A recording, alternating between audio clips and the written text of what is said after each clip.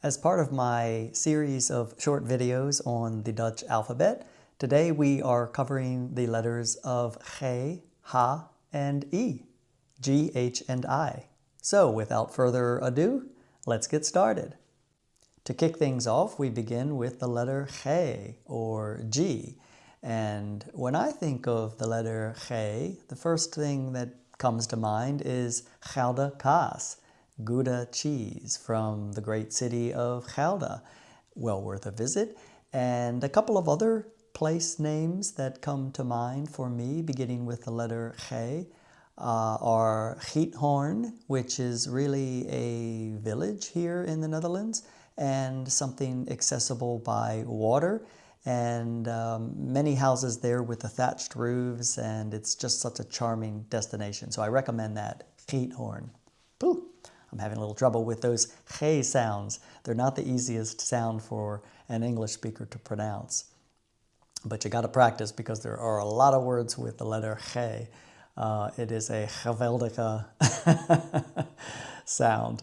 Another city that comes to mind is the great city of Groningen, which is a large city up north, and it's a university city, so it's very lively with many great restaurants and a wonderful museum. I've been there a few times myself, and I can recommend it. The whole region is really lovely, so that's something worth seeing. I think for me, though, the G that comes to mind, well, actually two things just came to my mind, one of which is grachten, which is simply canals. Canals are synonymous with the Netherlands. You will find them in such cities as Amsterdam, of course, but also here where I live in Haarlem and in Leiden and in Groningen, among others. So grachten as another one. And in fact, a little aside here, there are a couple of big streets here in Haarlem which are called Gedempte Oude Gracht, for example, which just means filled old canal. And it's fascinating, really, when you think about it, because they are former canals, former grachten, which over the years, well, they ultimately decided to fill them. I think the Gedempte Oude Gracht was filled, if I'm not mistaken, at the end of the 19th century. But correct me if I'm wrong. I know you will. And but that's another good word, gedempte, which just means filled, and it's another G word. But the word that really comes to mind, the thing that comes to mind for me that begins with the letter G, is gezelligheid, or something that is gezellig. And it's a word that you'll hear frequently in the Netherlands.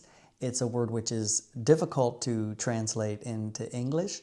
I think the closest that we come is coziness or conviviality, or something maybe which is pleasant, charming, fun, lovely.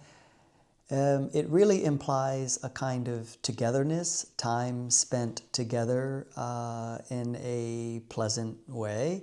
And yeah, gezelligheid, it's one of the great attributes of life in the Netherlands. So that is my G word, gezelligheid. Now we come to the letter H, or H. I think it's kind of funny because without telling you my legal name, my first and last name begin with the letter H, and so I like the fact that in Dutch my initials are haha, which, you know, hey, I've been called worse. I was once voted the class clown so many years ago, so I suppose being called haha is appropriate.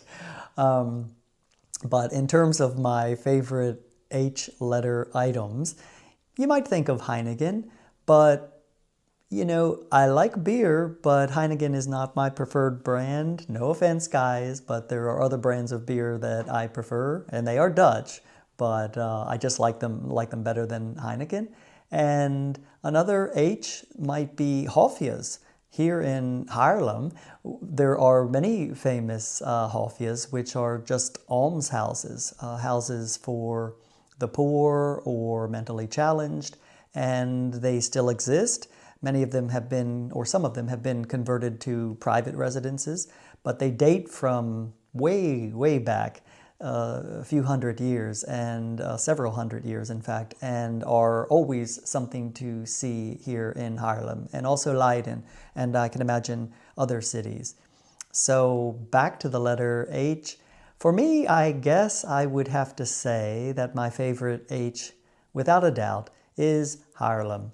It is the city that I live in now. It's the city that I fell in love with 22 years ago. When I first walked from the train station, I can still remember walking down a certain street towards the center of town looking for another H, a hotel, and I laid eyes upon the absolutely breathtakingly beautiful Bavo Kerk here in Haarlem, and I felt something emotional. I felt some kind of emotional connection that I can't explain, but I felt another H. I felt at home here in Haarlem. So I would be remiss by saying that any other H is my favorite aside from Haarlem. Last but not least is the letter E, or I. And when I think of the letter E in Dutch, I actually think of a couple of different destinations and by association a couple of fantastic cuisines. And the first one that immediately comes to my mind is Italia, or Italy, and Italianza koken, the Italian cuisine. I'm a big fan, and I think a lot of you probably are big fans of pasta and, of course, pizza. I've been to Italia several times. It's one of the great aspects of living here in the Netherlands that we are so close to many marvelous European destinations. And for me, time and time again, Italy tops the list of choices for me for taking a holiday and basking in the Italian sun and enjoying that fantastic cuisine and the beautiful nature and art and music and fashion and people. So I'm a big fan of Italia. So that is an E word in Dutch that comes to my mind. Now, if I think of a couple of other destinations slash cuisines, another one that is obvious is Indonesia, because there is a close, of course, association between the Netherlands and Indonesia, historically speaking, and to this day.